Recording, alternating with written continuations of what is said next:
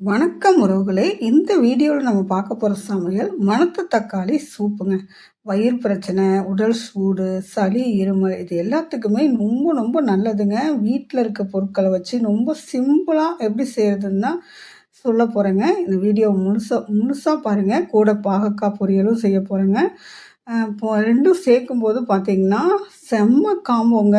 Double ஆரோக்கியம்னே சொல்லலாம். அம்புட்டு அருமையாக இருக்கும். அல்சர் பிரச்சனை, வயிறு புண்ணு இருக்கிற சமயத்துலலாம் இந்த சூப் ஒன்று போதுங்க.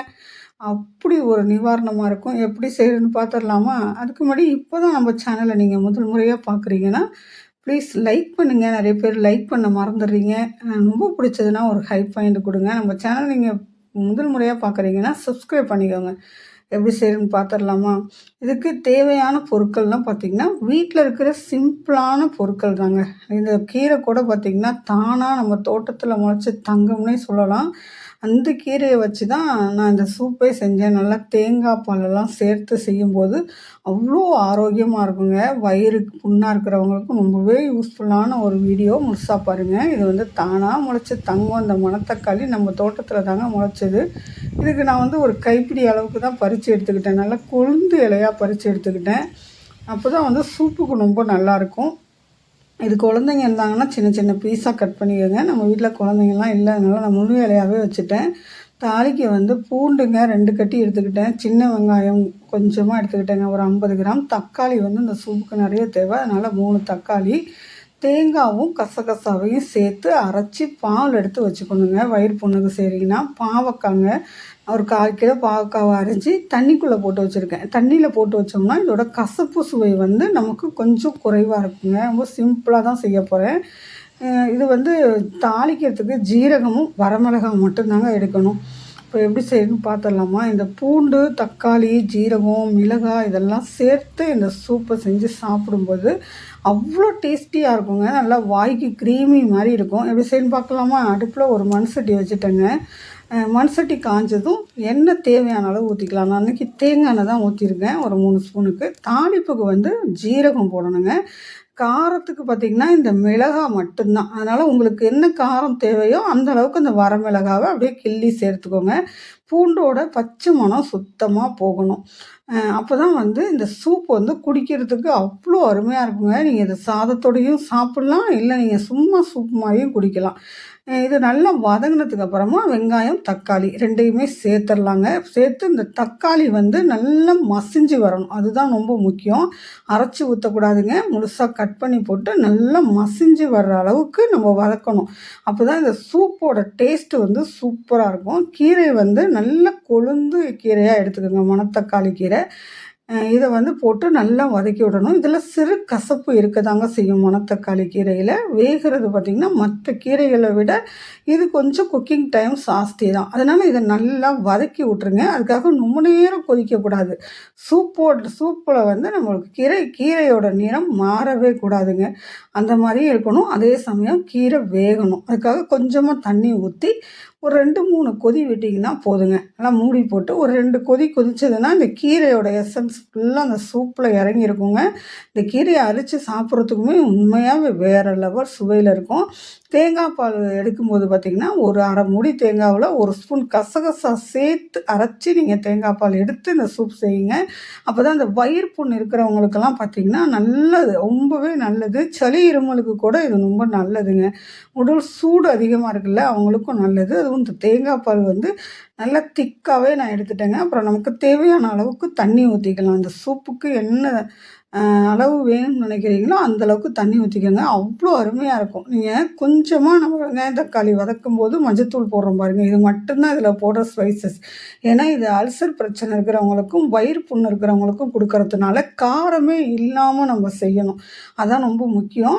இந்த தேங்காய் பால் ஊற்றினதுக்கு அப்புறமா கொதி வர்றதுக்கு முன்னாடி நம்ம தோட்டத்துலேயே நான் அந்த கொத்தமல்லி தழை எடுத்து கொஞ்சம் போட்டேங்க. நல்ல ஒரு ஃப்ளேவரை கொடுக்கும். இது வந்து ரொம்ப நேரம் வந்து கொதிக்க விடக்கூடாது. ஜஸ்ட் ஒரு கொதி வரணுங்க. அதாவது தேங்காய் பால் வந்து கொதிச்சதுன்னா, அது கெட்ட கொழுப்பாவும் மாறிரும். உடம்புக்கு அவ்வளவா நல்லதில்ல. ரொம்ப தள தள தளன்னு கொதிக்க விடக்கூடாது. ஆனாலும் ஜஸ்ட் ஒரு கொதி விட்டோம்னா ரொம்பவே நல்லாயிருக்கும். இந்த குழந்தைங்களுக்கெல்லாம் சளி பிடிச்சிருச்சுன்னு வச்சுக்கோங்களேன், இந்த சூப் வச்சு குடுப்பாங்க கிராமங்கள்ல எல்லாம். இந்த சளி, இருமல்லாம் போகணும். மணத்தக்காளி வந்து எதுக்கெல்லாம் சாப்பிட்டா ரொம்ப நல்லது, இதில என்னெல்லாம் சத்துக்கள் இருக்குன்னு ஆல்ரெடி நான் மணத்தக்காளி சாம்பார் செய்யும்போதே சொல்லியிருக்கேன். தேவைப்படுறவங்க மணத்தக்காளி சாம்பார் வீடியோவில் போய் பாருங்கள். அவ்வளோ மருத்துவ குணம் இருக்குது. இந்த கீரை வந்து ஒரு அபூர்வ கீரைன்னே சொல்லலாம். தரையில் முளைக்கிற இந்த தங்கம் நம்ம உடம்புக்கு அவ்வளோ நல்ல விஷயங்கள செய்யுங்க. இப்போலாம் பார்த்திங்கன்னா எல்லாருக்குமே காய்ச்சல், சளி இந்த மாதிரி சீசனில் வாய்ப்புண், வயிறு புண்ணெல்லாம் இருக்கும்ல, அந்த மாதிரி நேரத்தில் இந்த சூப் வச்சு குடிங்க. உங்களுக்கு மெடிசன் எதுவுமே தேவையில்ல. சிவியர் அல்சர் இருந்தால் கூட குணமாகுங்க. ஏன்னா இந்த கீரையோட தன்மையே வாய்ப்புண், வயிறு புண் ஆற்றும். அதுவும் நம்ம இது தேங்காய் பாலில் எந்த ஒரு ஸ்பைசஸும் இல்லாமல் செய்யும்போது சூப்பராக ஒர்க் அவுட் ஆகும். உங்கள் வீட்லேயும் செஞ்சு பாருங்கள். இப்போ ரெடி ஆயிடுச்சு. இதை எடுத்து வச்சுட்டு பாகக்காய் பொரியலுங்க. இது வந்து சப்புன்னு இருக்குமா, அதுக்காக வந்து காரமாக இது கொஞ்சமாக எண்ணெய் ஊற்றிக்கலாங்க. இது ரொம்ப சிம்பிளான மெத்தடுங்க. குட்டி குட்டியாக, அதாவது விதையை நீக்கவே இல்லைங்க இந்த பாவக்காவிலனா. இது நல்ல நாட்டு பாவக்காய், நல்ல கசப்பு சுவை இருக்கிற பாவக்காய் தான். விதையோடு சேர்த்து தாங்க நான் எப்போதுமே பாவக்காய் பொரியல் செய்வேன். நம்ம பொரியலெல்லாம் செய்யும்போது கடலைப்பருப்பு, வேர்க்கடலையெல்லாம் போட்டால் எப்படி நறுக்கு முறுக்குன்னு இருக்குமோ, அதே மாதிரி இந்த பாவக்காவோட விதையும் நீங்கள் சேர்த்து ஒரு மாதிரி பொரியல் செஞ்சு பாருங்கள்.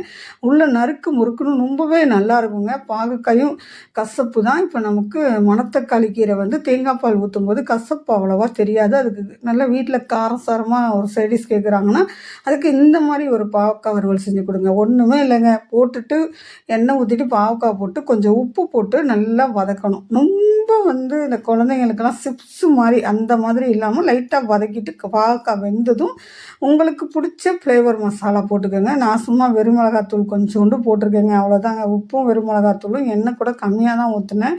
இதை அப்படியே வதக்கி எடுத்து வச்சா வேறு லெவல் சுவையில் இருக்குங்க. இந்த சூப்போடு வச்சு சாப்பிட சூப்பராக இருந்தது. உங்கள் வீட்லேயும் ட்ரை பண்ணி பாருங்கள். நல்ல சாதத்து கூட வச்சு சாப்பிடவுமே ரொம்பவே சூப்பரான ஒரு காம்பினேஷனுங்க. உண்மையாக நான் ஒரு ஊறுகாவும் இதுவும் வச்சு தான் சாப்பிட்டேன். வேறு லெவலில் இருந்தது. அதாவது நாக்கில் அந்த டேஸ்ட்டு வந்து அப்படி நிற்குங்க. நமக்கு கசப்பு சுவையெல்லாம் அந்தளவுக்கு இல்லை. கசப்பு சுவையே இருந்தாலும் நம்ம கசப்பு சுவையும் உடம்புக்கு தேவைதாங்க. இது கூட இதை வச்சு சாப்பிடும்போது அவ்வளோ அருமையாக இருந்தது. நிஜமாங்க உங்கள் வீட்லேயும் ட்ரை பண்ணி பாருங்கள். இந்த சூப் இருக்குது பாருங்கள், அப்படியே க்ரீமி ஸ்ட்ரக்சரில் இந்த கீரை வந்து கலர் மாறாமல் இருக்குது பார்த்தீங்களா? இதுதான் இந்த சூப்பில் ரொம்பவே முக்கியம். தேங்காய் பால் ஊற்றுறதுக்கப்புறம் கொதிக்காமல் நம்ம அப்படியே இறக்கி வச்சோம்னா, அது மண் சட்டியில் செய்கிறதுனால நல்லா சூடு இருக்கும். கீரை வந்து நல்லாவே வெந்திருக்கும். அப்படியே நீங்கள் பிசைஞ்சு சாப்பிட்லாம். இல்லைன்னா அந்த கீரையை எடுத்து சும்மா தனியாக வாயில் மென்று கூட சாப்பிட்லாங்க. அப்போ வாய்ப்புண், வயிறுப்புண், அல்சர் எது இருந்தாலும் சரியாகும். சளி காய்ச்சலும் சரியாகும். உடல் சூடு சரியாகும். நமக்கு ஒரு நேரம் ஹெல்த்தியான சாப்பாடு சாப்பிட்ட மாதிரி இருக்குங்க. இது மாதிரி ஆரோக்கியமான சமையல் நம்ம சேனலில் ஏகப்பட்ட வீடியோஸ் இருக்குது. தேவைப்படுறவங்க செக் பண்ணி பாருங்கள். தொடர்ந்து உங்கள் ஆதரவை கொடுங்க. நெக்ஸ்ட் வீடியோவில் பார்க்கலாமாங்க. நான் சாப்பிட்டேங்க, செம்ம டேஸ்ட்டுங்க, அட்டகாசமாக இருந்தது. ஓகே,